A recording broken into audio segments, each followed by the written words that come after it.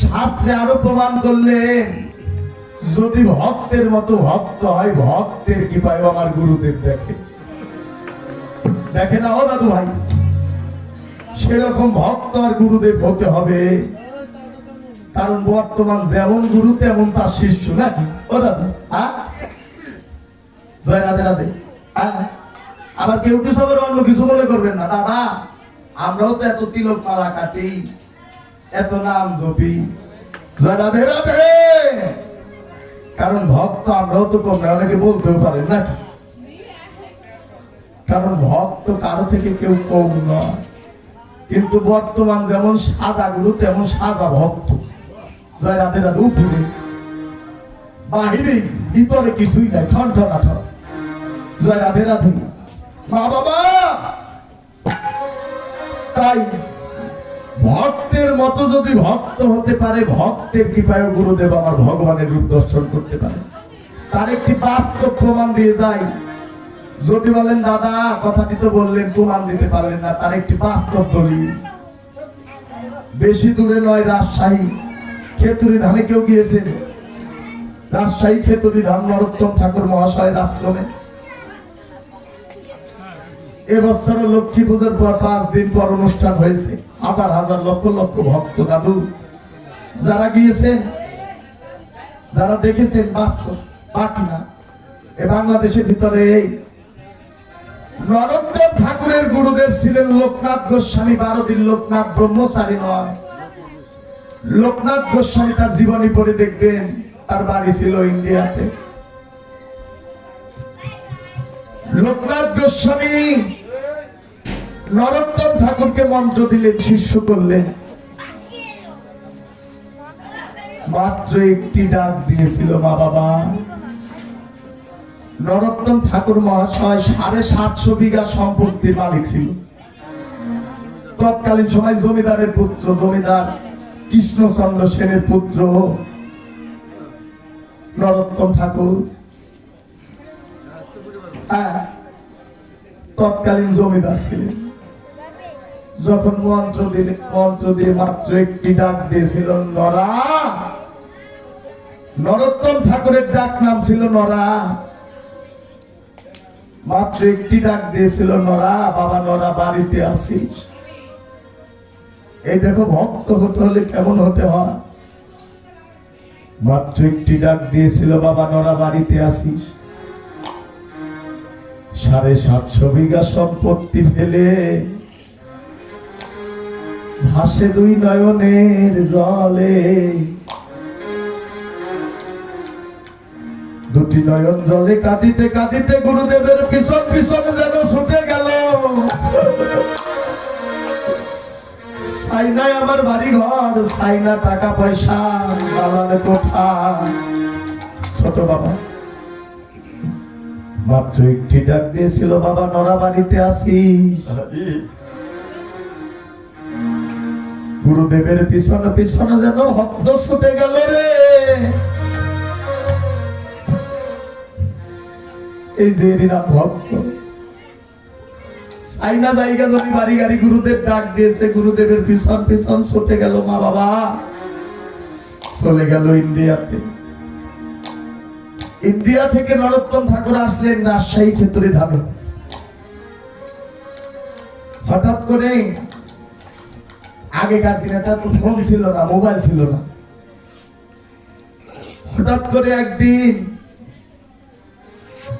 নরোত্তম ঠাকুরের আশ্রমে লোকনাথ গোস্বামী মনে মনে ভাবনা করেন, নরোত্তমকে অনেকদিন হয় দেখি না, নরোত্তম কেমন আছে, কেমন ভক্ত হয়েছে, একবার একটু পরীক্ষা করে দেখে আসি। চলে আসলেন রাজশাহীতে। গুরুদেব আসলেন। গুরুদেবকে দেখে নরোত্তমের আনন্দ আর ধরে না। 2টি নয়ন জলে গুরুদেবের চরণে খানা যেন ধুত করে রে। নরোত্তম ঠাকুর গুরুদেবকে দেখে 2টি নয়ন জলে যেন চরণে ধুত করে।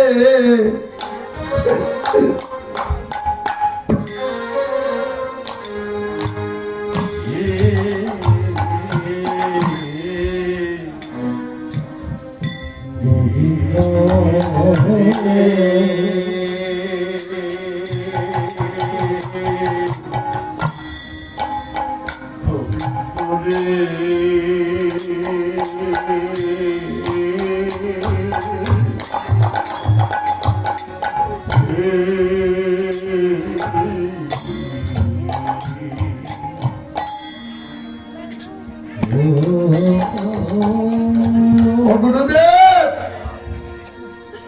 গুরুদেব, প্রভু গো, অনেকদিন হয় তোমায় দেখি না। গুরুদেবের ওই মূর্তি খানা দর্শন করে নরোত্তমের আনন্দ আর ধরে না। বাবা, এ জগতে অনেকই ভক্ত আছে গুরুদেবকে দেখে বাড়ি থেকে পলিয়ে না।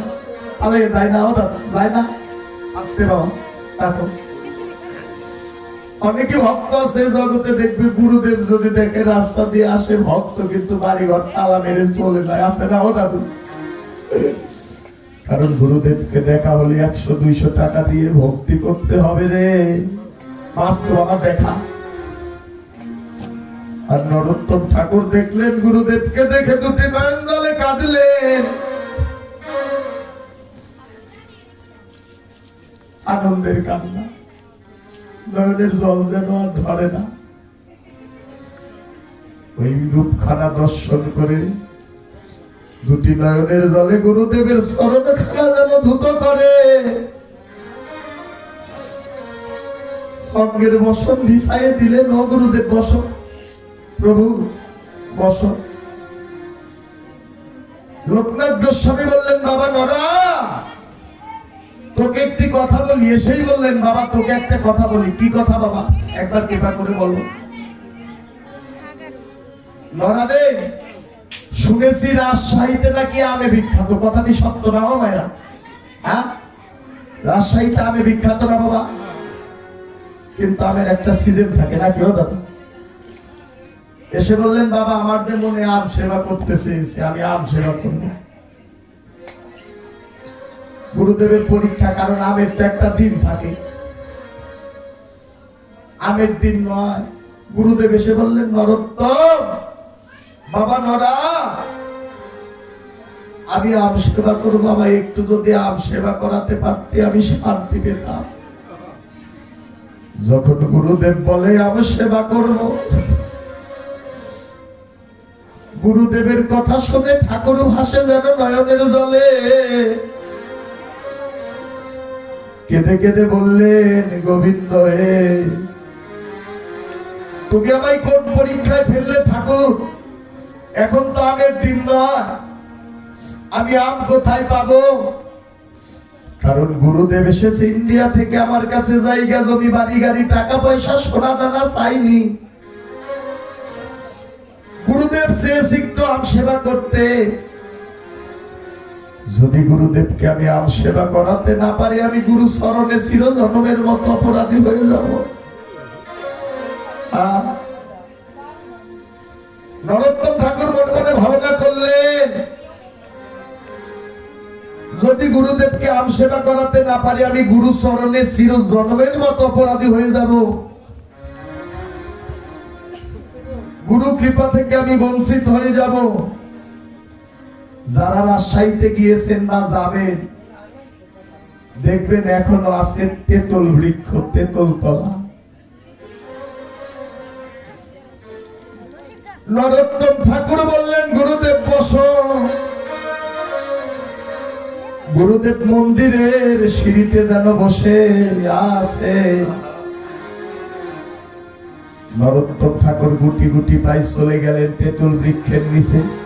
বাস্তব বাবা, সেই তেঁতুল বৃক্ষ আজও আছে। ছোট তেঁতুল বৃক্ষের নিচে গিয়ে দেখে উপরে বড় বড় তেঁতুল ধরে আছে। নরোত্তম ঠাকুর ওই তেঁতুল বৃক্ষের নিচেই বসে ভাসে দুই নয়নের জলে। কেঁদে কেঁদে বললেন, গোবিন্দ, ও গোবিন্দ, শুনেছি তুমি কাঙ্গালের ঠাকুর, কাঙ্গালের ডাকে তুমি সাড়া দাও। গোবিন্দ হে, গুরুদেব গুরুদেব এসে আমার নিকটে আম সেবা করতে চেয়েছে, আমি আম কোথায় পাবো? গোবিন্দ হয়ে একবার কৃপা করে বলো বলো। মা বাবা, ভগবানের জগতে সবকিছু সহ্য করতে পারে, কিন্তু একটি জিনিসের ভার আমার ভগবান বহন করতে পারে না। সেই জিনিসটি কি ও মায়েরা? ভগবান সবকিছু সহ্য করতে পারে রে। ভক্ত যদি একবার কাঙ্গাল বেশে যদি কৃষ্ণাই গোবিন্দাই নম বলে দুফুটা নয়ন জলে কাঁদে, ভগবানের ভক্তের দুফুটা নয়নের জলের ভার যে সইতে পারে না রে। হরি বল হরি বল। গোবিন্দ হে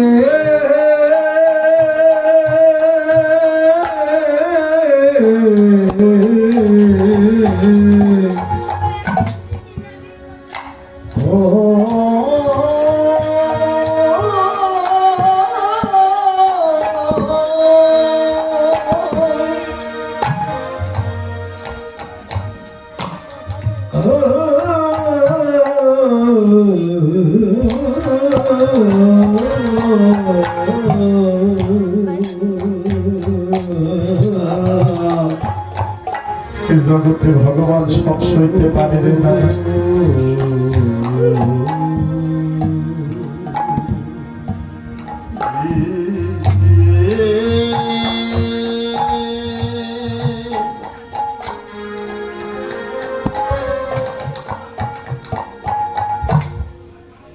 নরোত্তম ঠাকুর দুটি নয়ন জলে ডেকে ডেকে বললেন, হে কাঙ্গালের ঠাকুর, তুমি একবার নিজ গুণে কৃপা করো। ভক্তের নয়নের জল টপ টপ করে পড়ে, ভগবান যে আমার আর সইতে পারে না দাদু ভাই। নরোত্তম ঠাকুর দুটি নয়ন জলে কাঁদে, কাঁদিতে কাঁদিতে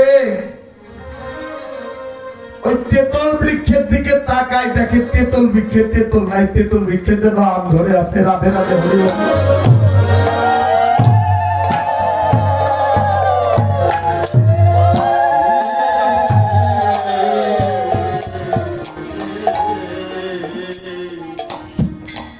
তেতল বৃক্ষে যেন তেতল নাই, তেতল বৃক্ষে যেন বড় বড় আম ধরে আছে। তেতল বৃক্ষে তেতল নাই, আম ধরে আছে। দেখুন ভগবানের লীলা। ভগবানের জগতে সব পারে, তুমি আমি যতই পারি তার থেকে বেশি পারে আমার ভগবান। কারণ এই জাগতিক জগতে তুমি আমি যতই করি চালাকি, ভগবান বলে বুঝবি একদিন চালাকি। কারণ আমি তুমি যতই চালাক হই না কেন, সব চালাকের বাপ চালাক হলো আমার ভগবান। তেতল বৃক্ষে তেতল নাই, তেতল বৃক্ষে যেন আম ধরে আছে। নরোত্তম ঠাকুর মনে মনে আনন্দ পেয়েছে। কেন আনন্দ পেয়েছে? আম দেখে গুরু সেবায় লেগে যাবে আম। এদিকে নরোত্তম ঠাকুর গুরুদেবকে মন্দিরের সিঁড়িতে বসতে দিয়েছে। বাবা, ভগবান ভক্তের কৃপায় ভগবানের রূপ কেমন করে গুরুদেব দেখে একবার শুনুন। বাস্তব কথা।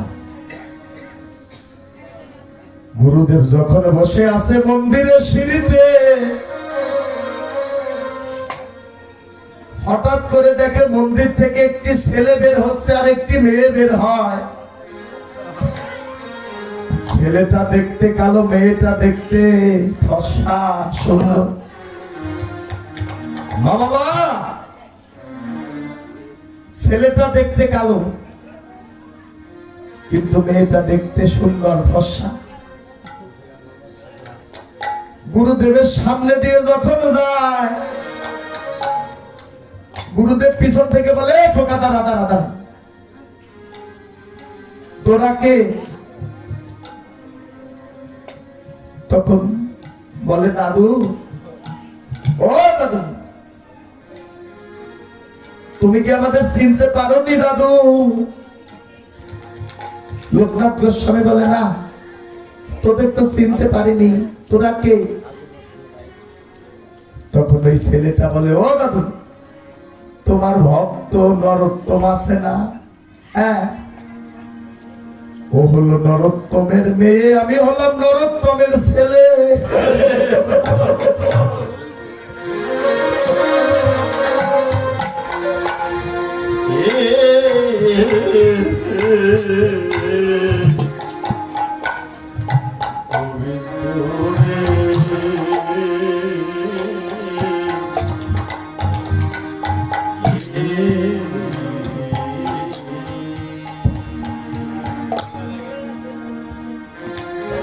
ও হলো নরোত্তমের ছেলে, আমি হলাম নরোত্তমের মেয়ে। মা বাবা, এই জগতে ভগবান যার ছেলে মেয়ে হয় তার থেকে কি আর সৌভাগ্যবান এ জগতে কেউ আছে? যখন বললেন ও মেয়ে আমি ছেলে, এই বলে যেন দুটি চলে গেল। গুরুদেব রাগান্বিত, ক্রোধান্বিত। কেন? গুরুদেব রেগে আছে। কেন রেগে আছে? যখন নরোত্তম ঠাকুর আমগুলো ভালো করে কেটে গুরুদেবের সামনে নিয়ে এলো, গুরুদেব আপনি নিয়ে আম সেবা করতে চেয়েছেন গুরুদেব, এই যে আমি আম এনেছি, আম সেবা করুন। গুরুদেব রাগান্বিত, ক্রোধান্বিত। কেন? গুরুদেব বললেন, না, তুই তো পাপী, তোর মতো পাপীর হাতে যদি আমি সেবা করি, আমি গুরুদেব যেন নরকগামী হব। নরোত্তম ওই কথা শুনে আরো যেন ভাসে নয়নের জলে। ও গুরুদেব, আমার অপরাধ একবার কৃপা করে বলো ঠাকুর। তখন গুরুদেবও কেঁদে দিয়েছে, কেঁদে কেঁদে বলে, নরা, ও নরা, বড় আশা করে তোকে আমি ভক্ত বানিয়েছিলাম, কিন্তু তুই ভক্ত হতে পারিসনি। নরোত্তম ঠাকুর বলে, ও গুরুদেব একবার কৃপা করে তুমি বলো, আমার অপরাধ কি? গুরুদেব বললেন, নরা, যেদিন আমি তোকে মন্ত্র দান করলাম, সেদিন তুই আমার হাতে হাত ধরে কথা দিয়েছিলি, ও গুরুদেব এ জগতে যদি সংসার করতে হয় একমাত্র আমি তোমার সংসার করবো ঠাকুর। এ জগতে আমি কোনোদিন বিয়ে করব না, সংসার করব না। আমার যদি সংসার করতে হয় একটি সংসার, সেই সংসারটি হলো তোমার সংসার। এ জগতে তুমি বিনয় আমার কেহ নাই, আমার ভাই নাই, বন্ধু নাই, পুত্র নাই, কন্যা নাই। এই কথা আমি বলেছিলি না? আজ তুই বিয়ে করেছিস, তোর ছেলে আছে, মেয়ে আছে, তুই আমায় একবারও বলিসনি। নরোত্তম ঠাকুর স্তব্ধ হয়ে গেলেন। ও গুরুদেব, আমার ছেলে মেয়ে কোথা থেকে আসবে? আমি তো বিয়েই করিনি। বিয়ে না করলে কি ছেলে মেয়ে আসে? ও দাদা, নরোত্তম ঠাকুর বলে, ও গুরুদেব আমি তো বিয়ে করিনি, আমার সন্তান আসবে কোথা থেকে, ছেলে আসবে কোথা থেকে, মেয়ে আসবে কোথা থেকে? লোকনাথ গোস্বামী বলেন, নরা তুই আবারও মিথ্যা কথা বললি বাবা। একটু আগে আমার সামন দিয়ে মন্দির থেকে একটি ছেলে আর একটি মেয়ে বের হলো। ছেলেটা দেখতে কালো আর মেয়েটা দেখতে সুন্দর। ওই কথা শুনে নরোত্তম যেন কেঁদে কেঁদে বললেন, গুরুদেব গো, কারণ নরোত্তম ঠাকুর বুঝে গিয়েছেন ছেলে মেয়েদের সামান্য ছেলে মেয়ে নয়।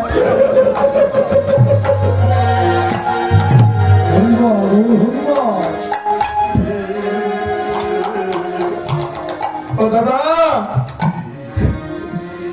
এ ছেলে মেয়ে যে সামান্য ছেলে মেয়ে নয় গো। গুরুদেব তুমি সত্যি দেখেছ?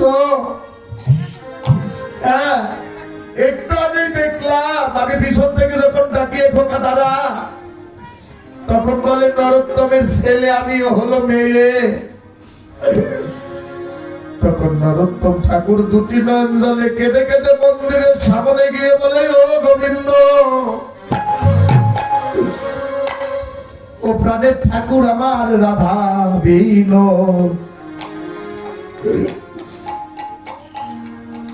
তুমি যেমন করে গুরুদেবকে দেখিয়েছিলে,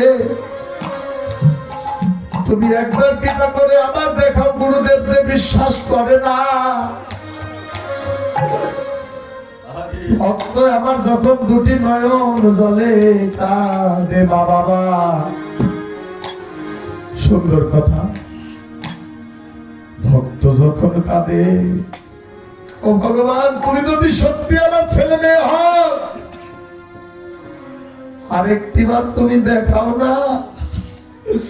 গুরুদেব আমায় বিশ্বাস করেন, আমি যদি গুরু চরণে অপরাধী হয়ে যাই, এ জগতে আমার কোন সাধন ভজনই যেন হবে না।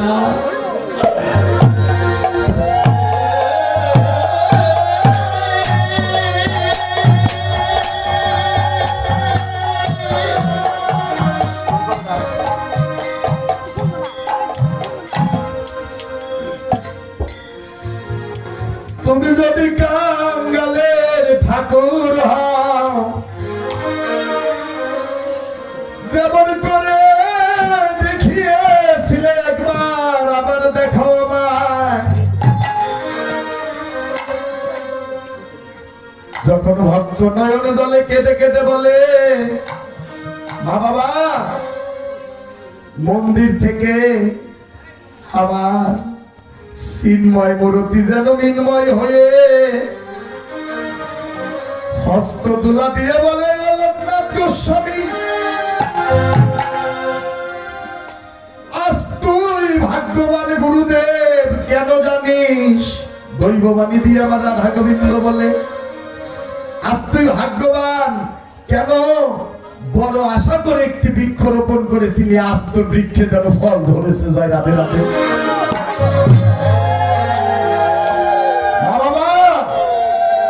শুধু ভক্ত হলে হবে না, আর শুধু গুরুদেব হলে হবে না। গুরুদেব একজন, ভক্ত হলে একটা বৃক্ষ।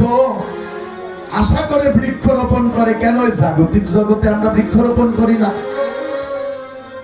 ফল খাবার আশায়, না কেউ যাবে। ভক্ত হলো সাক্ষাৎ যেন একটা বৃক্ষ। তাই গোবিন্দ আমার বললেন, গুরুদেব তুই বড় ভাগ্যবান গুরুদেব। কেন? বড় আশা করে একটা বৃক্ষ রোপণ করেছিলি, আজ তোর এই বৃক্ষে যেন ফল ধরেছে। তাই ভক্তের কৃপায় যেন আমি আজ তোদের সঙ্গে দেখা দিলাম। ও গুরুদেব, একমাত্র ভক্তের কৃপায়, ভক্তের করুণায় তোমায় যেন রূপ ধরা দিলাম। বাবা, লোকনাথ গোস্বামী যখন সাক্ষাৎ আমার রাধা গোবিন্দকে দেখলেন, কৃপাটা ছিল ভক্তি। ভক্তের কৃপায় গুরুদেব রূপ দর্শন করলেন। যখন দেখলেন, তখন লোকনাথ গোস্বামী গুরুদেব হয়ে সেদিন কি করলেন? সারা জীবন ভক্ত গুরুর চরণে পড়ে যায়। সেদিন গুরুদেব যেন নিজেই দুটি নয়ন জলে কেঁদে কেঁদে লোকনাথের দুটি স্মরণে যেন আছাড় খেয়ে পড়ে গেলেন। পড়ে গিয়ে বললেন, বাবা নরারে, ও নরারে, আজ থেকে তুই ভক্ত না আমি ভক্ত, তুই গুরু। ও বাবা নরারে, একবার দে দে বাবা তো তোর চরণ ধুলি হইবা।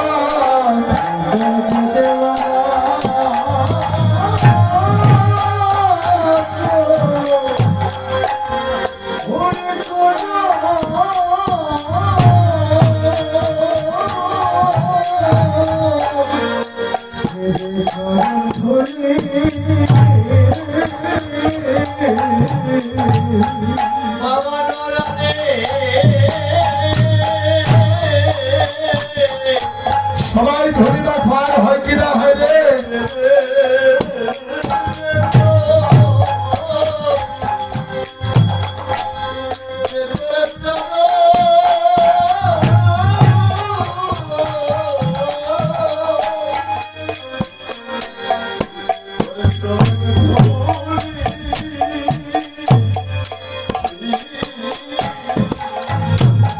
ওরে আগে বড় ভাগ্য গুনে, বড় ভাগ্য গুনে তোর কত ভক্ত পেয়েছি রে। একবার দেবে নরা বাবা ও তোর চরণ ধুলি।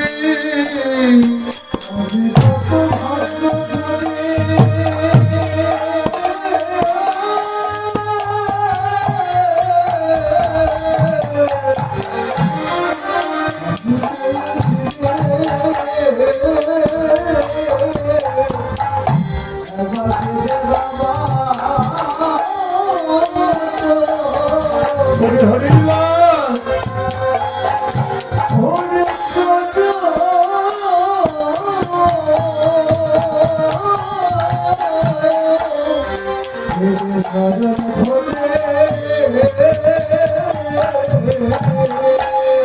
ওরে তোর মতো ভান্ডার সঙ্গে আমার আর হয় কি না। একবারে দেবে বাবা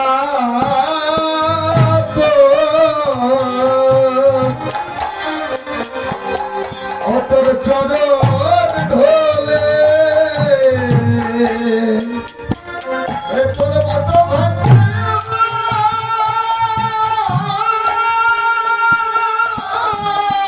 সঙ্গ হয় কি না।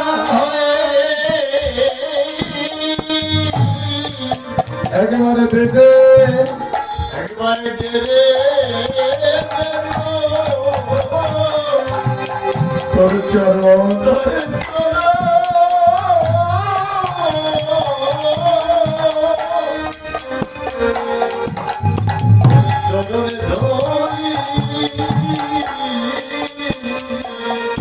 ওরে তোর মতো ভাগ্যের সঙ্গে আর হয় কি না হয়। একবারে দেবে আমার চরণ ধুলি।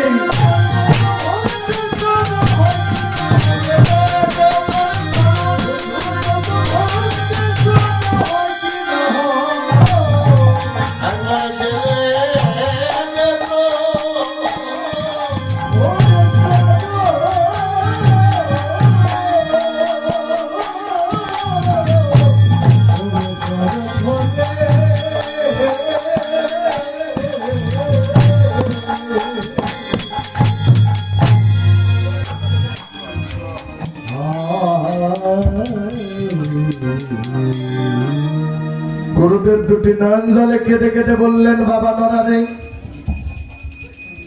তোর মতো ভক্তের সঙ্গ আমার জীবনে আর হয় কি না হয়। আজ বড় ভাগ্য করে তোর মতো একটা ভক্ত পেয়েছিলাম। ভক্তের কৃপায় আমি গুরুদেব যেন ভগবানের রূপখানা দর্শন করলাম। তাই মা বাবা, শুধু গুরু কৃপা হয় না, ভক্তের মধ্যে যদি একজন ভক্ত হয়, ভক্তের মতো যদি একজন ভক্ত হয়, ভক্তের কৃপায় গুরুদেবের যেন কৃপা। আরেকটু বলে দেই, কারণ সারা জীবন শুনেছেন আমরা গুরু ধরি কেন, শেষের দিনে ভব নদীর পার ঘাটে পারের কান্ডারি হয়ে গুরুদেব যেন পার করে দেয়, নাকি সত্য না দাদু? গুরুদেব যেন পার করে দেয়। রাধে রাধে। গুরুদেবী সাক্ষাৎ